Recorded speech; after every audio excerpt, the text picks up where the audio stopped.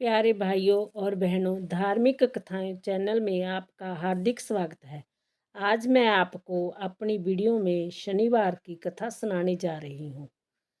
शनिवार को शनि की पूजा होती है। काला तिल, काला वस्त्र, लोहा, तेल, काली मूंग शनि को विशेष प्रिय है। शनि का कष्ट दूर करने के लिए जय व्रत किया जाता है। शनि स्तोत्र का पाठ विशेष हितकर होता है।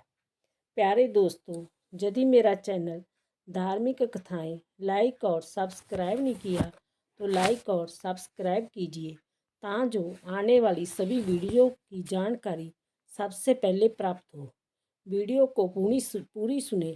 कमेंट बॉक्स में राधे राधे लिखना ना भूले। शनिवार की कथा। यादव कुल श्रेष्ठ श्री कृष्ण की श्रेष्ठ पटरानी का नाम रुक्मणी था। रुक्मणी की एक छोटी बहन बड़ी ही क्लेशन दरिद्र प्रकृति की स्त्री थी। इसी कारण कोई राजकुमार उसके साथ विवाह नहीं करता था। एक दिन रुक्मणी ने उसके विवाह के लिए श्री कृष्ण से प्रार्थना की। श्री कृष्ण ने लक्ष्मी का विवाह एक मुनि के साथ करा दिया। मुनिवर ज्ञानी ध्यानी साधु महात्मा थे। रात दिन वह भजन पूजन में लगे रहते थे। इस कारण स्त्री को उसके साथ झगड़ने का मौका ही नहीं मिलता था। परंतु जब मुनि भगवान का पूजन करके संध्या सवेरे शंख बजाते थे तब उनकी स्त्री धाड़ मार कर रोती थी। इस बात से मुनि को बड़ा दुख होता था। एक दिन मुनि ने स्त्री से पूछा कि तुमको क्या अच्छा लगता है, जिस बात से तुम्हारा जी लगे उसी के अनुकूल मैं तुम्हारा प्रबंध कर दूं। वह बोली, जितने काम तुम करते हो उन सब से मुझे घृणा है। पितृ पूजा, देव अर्चना, दान पुण्य, होम जप तथा यज्ञ आदि कर्मों से मुझको बड़ी घृणा है। मुझे तो ऐसी जगह अच्छी लगती है जहाँ खूब कल्याण होता हो, जीवों को अड़त पीड़ित, और मुझे बड़ी प्रसन्नता होती है। तब मुनि ने कहा, अच्छा मेरे साथ चलो, मैं तुमको ऐसे ही स्थान पर पहुँचा देता हूँ, वहाँ तुम्हारा जी लगेगा। तब स्त्री मुनि के साथ चली। मुनि ने संगन जंगल में एक बड़ा ऊंचा पीपल का पेड़ देखकर स्त्री को उसी पर बैठा दिया और अपने आश्रम को चले गए। आधी रात को लक्ष्मी रोने लगी। उसी समय रुक्मिणी श्री कृष्ण को आधी रात को लक्ष्मी रोने लगी। उसी समय रुक्मिणी श्री कृष्ण के चरण दबा रही थी। बहन का रोना सुनकर उन्होंने लांबा देते हुए कहा कि आपने अच्छी जगह मेरी बहन की शादी कराई।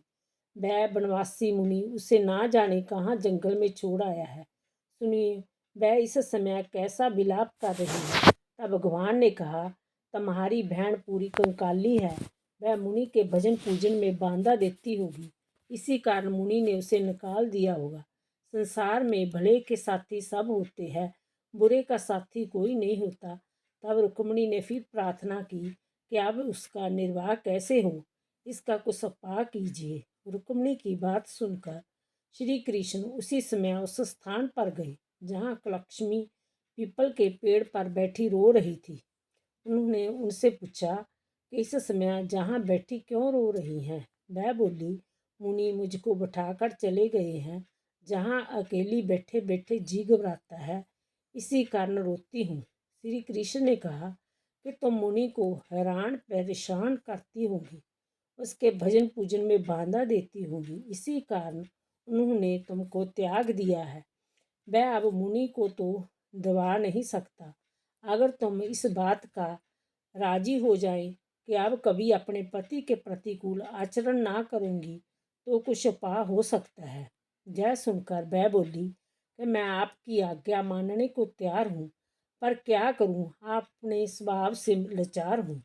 इस पर श्री कृष्ण ने कहा, ऐसी कल्याणकारिणी के लिए एकांतवास से अच्छा और कोई उपाय नहीं हो सकता। इसलिए मेरी आज्ञा है कि अब तुम सदैव इसी वृक्ष पर वास करो। इसमें संपूर्ण देवताओं का वास है। मेरी अर्धांगिनी लक्ष्मी का भी इसी में निवास है।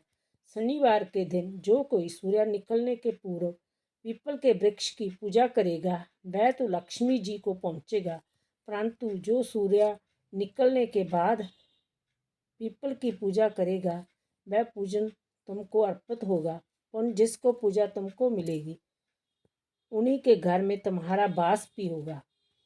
बोलो शनिश्चर देव की जय।